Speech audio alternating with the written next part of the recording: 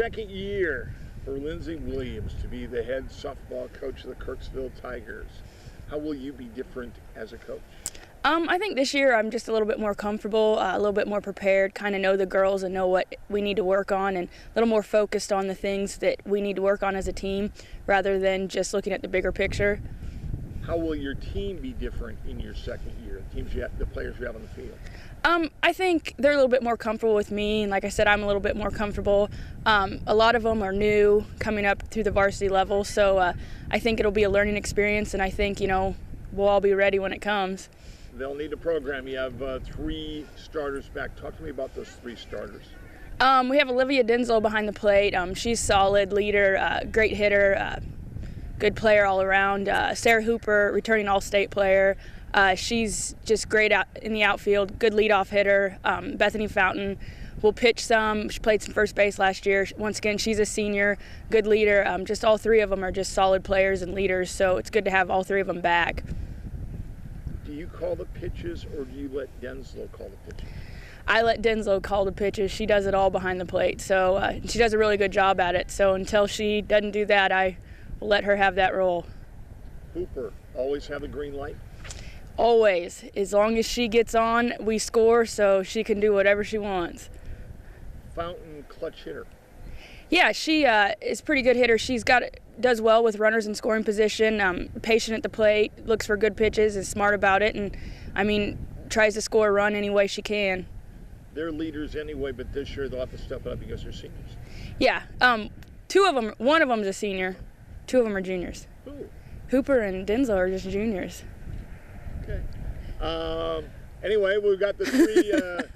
But you're counting on those 3 people to really be your leaders, aren't you? Yeah, because this is their second year, third year at the varsity level for most of them, playing a lot of time, and I think they know the teams, and they kind of understand what to do. So yeah, they'll be a big part of the team.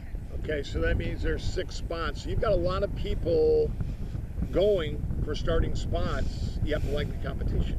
Oh yeah, it's great. A lot of girls are pushing each other. A lot of girls know what it takes to get there, and a lot of girls have been putting in the time over the summer to prove that that they're serious about this, and they know it's their time and the opportunity's here, so they're trying to take advantage of that. Some of them have played a lot together, in the years past, so there really shouldn't be a big problem with chemistry, though, should there? No, not at all. They all get along pretty well and work together as a team. It's just kind of learning their role right now. They've got to figure out what they need to do, and they help each other out and encourage each other. So there's good team camaraderie. Strong point of your team? They relax and have fun. Weak point of your team? They relax and have fun. Still haven't named a starting pitcher. I won't push you on that until we get to week 1 or close to that. But you have several different people that can pitch for you. Yeah, we have several pitchers that, none of them are alike, so they bring a little bit of something different to the table each time. And, each team's a little different that we play, so, we might mix it up and have a combination of pitchers each game just to see how it works, keep people on their toes. Would you like to have a definite starter and number 1 person at least by game 3? I would hope so. Ideally, yes, but if it doesn't work out that way, it doesn't. We have a lot that could go and throw, so take advantage of what we have. Would you throw different pitchers against a different opponent?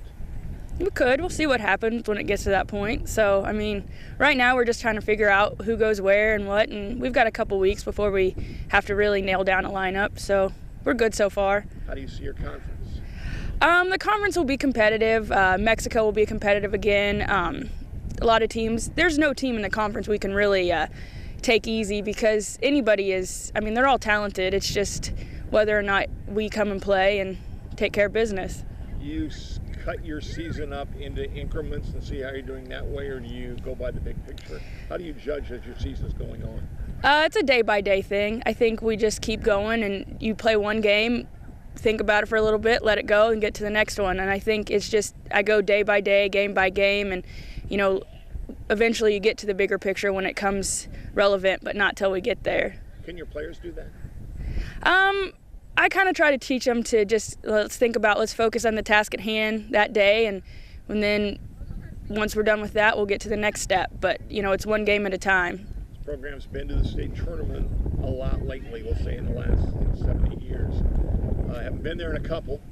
I know that's probably your ultimate goal this year, and it's probably somewhat still realistic.